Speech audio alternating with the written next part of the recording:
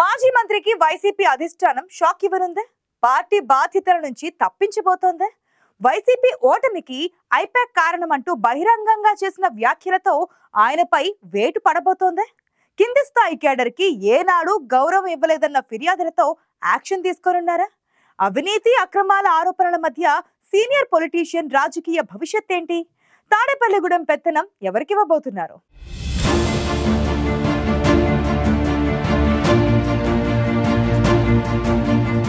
కర్ణుడి చావుకి ఎన్ని కారణాలు గాని వైసీపీ ఘోర ఓటమికి అంతకు మించిన కారణాలే ఉన్నట్లున్నాయి. ఏపీ ఎన్నికల్లో ఘోర ఓటమితో నష్ట నివారణ చర్యలకు దిగింది వైసీపీ అధిష్టానం. కొన్ని నియోజకవర్గాల్లో పార్టీ ప్రక్షాళనకు శ్రీకారం చుట్టబోతోందన్న ప్రచారం సీనియర్లను కలవరపెడుతోంది. వైసీపీ ప్రభుత్వంలో డిప్యూటీ సీఎంగా పనిచేసిన దేవాదాయ శాఖ మాజీ మంత్రి కొట్టు సత్యనారాయణ కూడా ఉద్వాసన తప్పదనే ప్రచారం జరుగుతోందట. వాస్తవానికి 1994లో తొలిసారి తాడేపల్లిగూడెం ఎమ్మెల్యేగా కాంగ్రెస్ నుంచి పోటీ చేసిన కొట్టు సత్యనారాయణ టీడీపీ అభ్యర్థి పసల కనకసుందర్రావు చేతిలో ఓటమి చెందారు. 1999లో మళ్లీ కాంగ్రెస్ నుంచి పోటీ చేసి ఈసారి ఎర్రా నారాయణస్వామి చేతిలో ఓడిపోయారు కొట్టు సత్యనారాయణ. 2004లో రాజశేఖర్ రెడ్డి పాదయాత్ర హవాతో తొలిసారి తాడేపల్లిగూడెం ఎమ్మెల్యేగా గెలిచారాయన. 2009లో ప్రజారాజ్యం పోటీతో తాడేపల్లిగూడెంలో జరిగిన త్రిముఖ పోరులో పీఆర్పీ అభ్యర్థి ఈలి నానిపై కొట్టు సత్యనారాయణ 3000 ఓట్ల తేడాతో ఓడిపోయారు.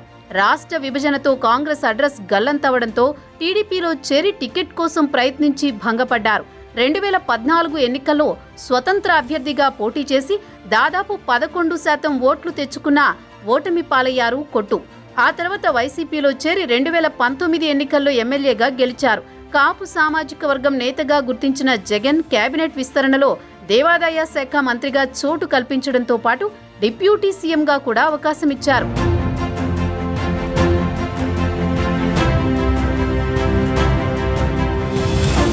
వైసీపీ ప్రభుత్వ హయాంలో మంత్రయ్యాక కొట్టు సత్యనారాయణ వ్యవహారం నిత్యం ఆరోపణలమయంగా మారిందట. క్యాడర్ని గుర్తించకపోవడం, గౌరవించకపోవడంతో పాటు నియోజకవర్గంలో కే ట్యాక్స్ వసూలు చేస్తూ ప్రజలను, కాంట్రాక్టర్లను, అధికారులను పీడించుకు తిన్నారనే విమర్శలు బోలెడు. అంతేకాకుండా రాష్ట్ర వ్యాప్తంగా జరిగిన టీడీఆర్ బాండ్ల స్కామ్లో కొట్టు సత్యనారాయణ పెద్దన్న పాత్ర పోషించారని తాడేపల్లిగూడెం జనసేన టీడీపీ నేతలు ఆరోపణలు గుప్పించారు. ఇంటా బయట బద్నామైన కొట్టు 2024 ఎన్నికల్లో మరోసారి ఓటమి రుచి చూశారు. వైసీపీ ఓటమికి అధిష్టానం నియమించిన ఐపాక్ టీం కారణమని, అలాంటి చెత్త టీముల వల్ల ఘోరంగా ఓడిపోయామని కొట్టు సత్యనారాయణ చేసిన వ్యాఖ్యలు కలకలం రేపాయి. అధికారంలో ఉన్నంతకాలం ఎన్నికల ముందు అధినేతని ఎందుకు అప్రమత్తం చేయలేకపోయారని పార్టీ క్యాడర్ అసహనం వ్యక్తం చేసిందట. అంతేకాకుండా నాయకులు, కార్యకర్తలు ఎవరైనా ఏ పని మీద వెళ్లినా చులకనగా చూసి పార్టీ ఓటమికి కారణమయ్యారని కొట్టు సత్యనారాయణపై అధిష్టానానికి ఫిర్యాదుల వెల్లువ మొదలైందట.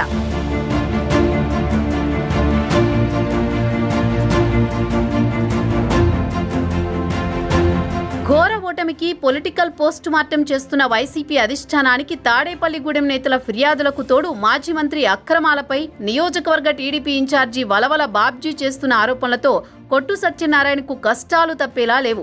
వలవల బాబ్జీ ప్రెస్ మీట్ పెట్టి మరీ కొట్టు సత్యనారాయణ అవినీతిపై ఆధారాలున్నాయని సీఎంకు ఫిర్యాదు చేస్తున్నట్లు చెప్పడంతో కొట్టు వర్గంలో కలకలం రేగుతోందట. దేవాదాయ శాఖ మంత్రిగా ఉండి టీటీడీ భూములు కాజేశారని, ముంబైలోని హాతీరామ్జీ మఠం భూములను కూడా కొట్టు కాజేశారని వలవల బాబ్జీ చేసిన విమర్శలతో ఎన్డీఏ సర్కారు విచారణ కమిటీ వేస్తే మాజీ మంత్రికి శంకరగిరి మాన్యాలేనంటూ చర్చకు తెరలేచింది. అటు వైసీపీ క్యాడర్ కంప్లైంట్లతో అధిష్టానానికి క్యూ కట్టడం, ఇటు టీడీపీ నేతలు ప్రభుత్వానికి ఆధారాలతో ఫిర్యాదులు చేస్తుండటంతో ఆ బురద పార్టీకి అంటకుండా ముందే కొట్టుపై యాక్షన్ కి వైసీపీ అధిష్టానం సిద్ధమైందని గుసగుసలు వినిపిస్తున్నాయి.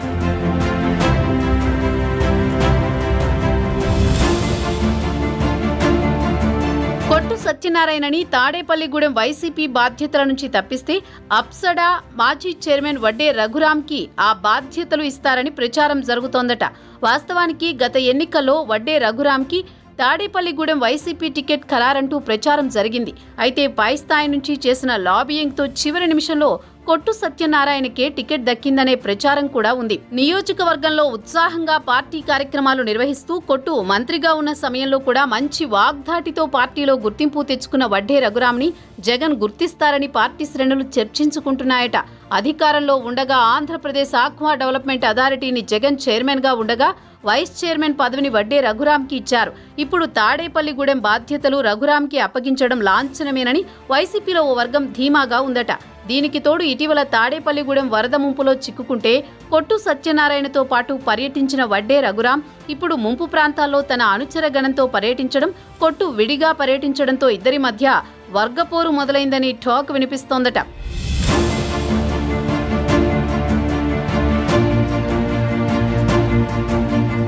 తాడేపల్లిగూడెంలో కాపు సామాజిక వర్గం అధికంగా ఉండడం, వడ్డే రఘురాం కూడా అదే సామాజిక వర్గం నేత కావడంతో మాజీ మంత్రి కొట్టు సత్యనారాయణ స్థానంలో ఆయనకు బాధ్యతలు అప్పగించడంలో ఎలాంటి ఇబ్బందులు లేనట్లేనంటున్నారు. మరి అదే జరిగితే సుదీర్ఘకాలం రాజకీయాల్లో ఉండి 6 సార్లు తాడేపల్లిగూడెం ఎమ్మెల్యేగా పోటీ చేసి 2 సార్లు గెలిచి మంత్రిగా, డిప్యూటీ సీఎంగా పనిచేసిన కొట్టు సత్యనారాయణ రాజకీయ భవిష్యత్తు ప్రశ్నార్థకమేనంటున్నారు.